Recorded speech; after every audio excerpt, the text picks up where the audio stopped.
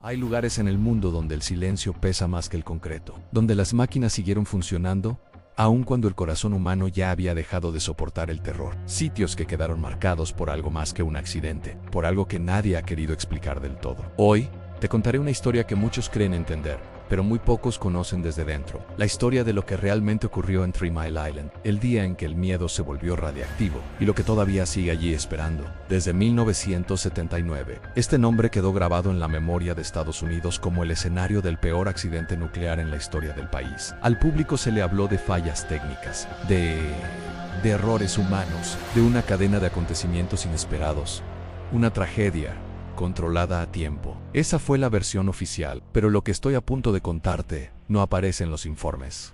No lo escucharás en entrevistas, y no fue parte de ningún documental, porque viene de los diarios, de las grabaciones y de los testimonios no autorizados de quienes estuvieron dentro del reactor cuando comenzó a desatarse algo imposible de frenar. Era la madrugada del 28 de marzo de 1979. A la noche era fría, silenciosa, demasiado silenciosa para los operadores de la planta nuclear 3 Mile Island, ubicada en Pensilvania. Los turnos nocturnos se caracterizaban por la monotonía en paneles de control parpadeantes, el zumbido del reactor y un ambiente casi adormecido. Pero no esa noche. Esa noche, alguien escribió que sintió una presión en el aire, como si el edificio contuviera la respiración. Nadie sabía todavía que lo peor estaba por comenzar. A las 4 de la mañana, un ruido seco ecoó en la sala de control. Un golpe que no venía de ninguna maquinaria conocida. Los operadores se miraron entre ellos. ¿Lo escucharon? Debe haber sido la bomba de alimentación. No, eso vino de abajo. Sin duda del núcleo. Y entonces, las alarmas comenzaron a sonar. A las 4:02 de la madrugada, una válvula clave, la válvula de alivio del presurizador, quedó abierta sin que nadie lo supiera. Comenzó a liberarse refrigerante, esencial para mantener el núcleo del reactor bajo control. Hasta aquí, la explicación técnica. Pero los operadores que estuvieron presentes hablaron de algo más. Uno de ellos escribió: no era el sonido de vapor, era como si algo respirara a través de la tubería. Los indicadores en los paneles empezaron a comportarse de formas que no tenían sentido. Luces que no deberían encenderse se activaron. Indicadores que deberían mostrar cambios se quedaron apagados, y en el piso inferior algo golpeó nuevamente más fuerte, como si algo quisiera salir. Los ingenieros creían estar lidiando con una falla técnica, pero algunos reportes internos, que jamás salieron al público, registraron testimonios de trabajadores que aseguraron haber visto sombras moviéndose entre las tuberías, donde no había luz.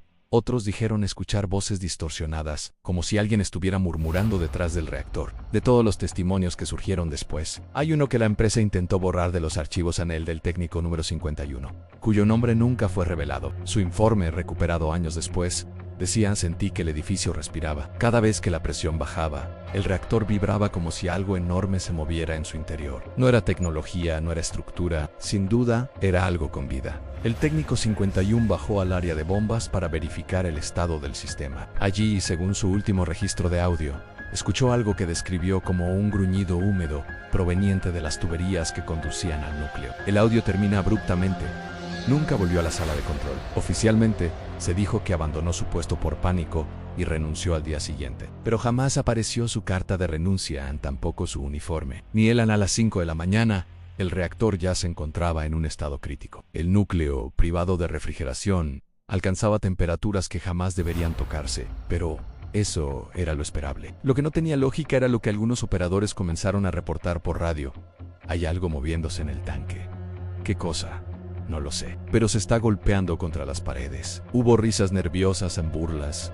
Nadie quería aceptar lo que estaban escuchando, hasta que los golpes llegaron a ser tan fuertes que toda la estructura vibró. Alguien dijo: parece que el reactor está respirando. En la habitación superior, los monitores mostraron picos de energía inexplicables, oscilaciones que no se correspondían con ninguna reacción conocida. Era como si el núcleo estuviera respondiendo. Mientras el agua hirviendo se evaporaba, nubes de vapor comenzaron a llenar varios pasillos. El vapor caliente formaba figuras extrañas, figuras que parecían moverse, caminar y acercarse. Un operador afirmó ver una silueta a través del vapor en alta, sin proporciones humanas, y con una especie de brillo interno como metal incandescente.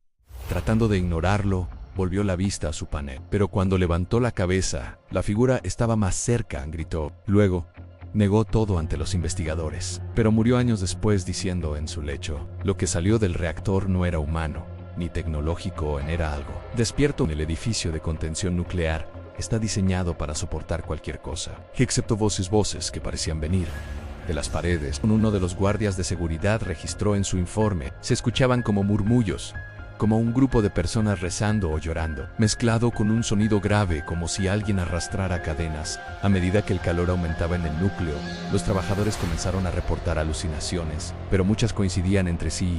Todos describieron escuchar frases en un idioma desconocido, repitiéndose de forma grave, como un mantra corrosivo. Un operador describió la sensación así: no sé si el reactor se estaba derritiendo, pero mi mente decía, para las 7 de la mañana, la planta estaba al borde del colapso. El núcleo había comenzado a fundirse. El vapor radiactivo se acumulaba en enormes cantidades. El equipo sabía que estaban a minutos de una catástrofe absoluta, pero algo más ocurría. El personal que trató de acercarse al reactor reportó ver, a través de las cámaras internas, algo moviéndose dentro del calor, como una masa palpitante de luz y sombra. Como si el núcleo hubiera tomado una forma orgánica, un latido, un pulso, el movimiento demasiado sincronizado para ser caótico. Dos técnicos aseguraron que escucharon su nombre susurrado desde la oscuridad de la sala del reactor. Otros dijeron que al acercarse, el calor parecía abrirse, como si los invitara a entrar. Durante un momento crítico, cuando la presión alcanzó su punto máximo, se registró un evento que nunca fue explicado. Una descarga eléctrica gigantesca iluminó el núcleo desde adentro. Las cámaras captaron una figura humana, o algo parecido a una figura humana, de pie en medio del vapor, completamente inmóvil, mirando hacia la lente. No tenía rostro, no tenía hoyo, pero estaba mirando. Las cámaras se quemaron segundos después. El video nunca se recuperó. Los operadores que lo vieron dijeron que sintieron una presencia detrás de ellos, que el aire se volvió tan pesado que no podían respirar, que el reactor vibró como si algo dentro quisiera salir. Al borde de lo irreparable, los ingenieros decidieron ventear el gas radiactivo para evitar una explosión nuclear gigantesca. Fue una decisión desesperada, que salvaría vidas, pero liberaría algo más. Cuando se abrieron las válvulas, testigos aseguraron haber visto no solo vapor, sino sombras moviéndose dentro de él, aleteando, vibrando, escapando. Alguien gritó: cierren las válvulas, algo está saliendo. Pero ya era demasiado tarde.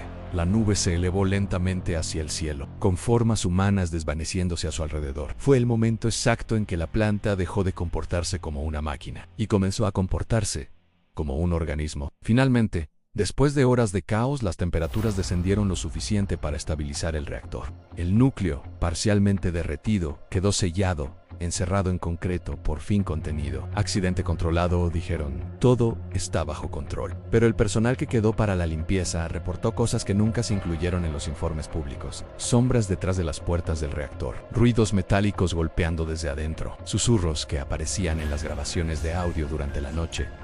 Uno de los limpiadores aseguró que vio una mano apoyarse en la ventanilla de vidrio blindado para después desaparecer. Unos años después, un grupo de investigadores logró obtener documentos internos, reportes censurados, cintas incompletas, declaraciones eliminadas. En uno de los documentos más escalofriantes se leía: lo que ocurrió no fue solo una fusión parcial. Hubo actividad anómala dentro del núcleo, en formas, en movimientos, en reacciones que no tenían explicación técnica. Otro mencionaba: la energía liberada parecía responder a estímulos, no era aleatoria, tenía conciencia. Y finalmente, el más perturbador: la planta sigue activa e incluso apagada. Algo en el núcleo sigue moviéndose en hoy.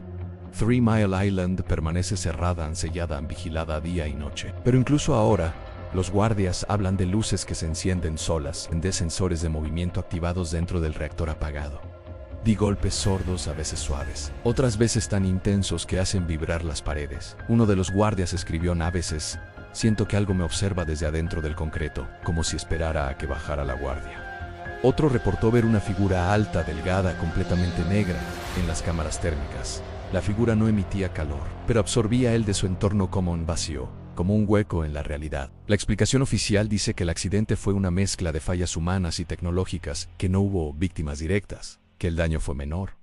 Pero las personas que estuvieron allí, las que escucharon los sonidos dentro del reactor, las que vieron sombras hechas de vapor, las que sintieron el calor respirar, tienen otra teoría. Creen que el núcleo no solo se derritió, creen que algo se formó dentro de él, como si la energía extrema, el calor, la presión y el miedo humano hubieran creado algo que no debería existir. Un ser, una entidad, un residuo de conciencia atrapado dentro del metal fundido.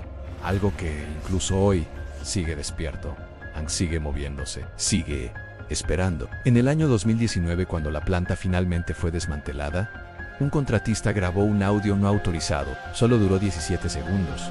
En el fragmento se escucha un golpe, luego otro, y finalmente un sonido grave, como un aliento largo, profundo, húmedo, y una voz distorsionada, lejana, demasiado humana para hacer un ruido del reactor, y demasiado inhumana para venir de cualquier persona. La voz dijo una sola palabra: regresen. El contratista renunció ese mismo día. No dio explicaciones. La grabación fue confiscada.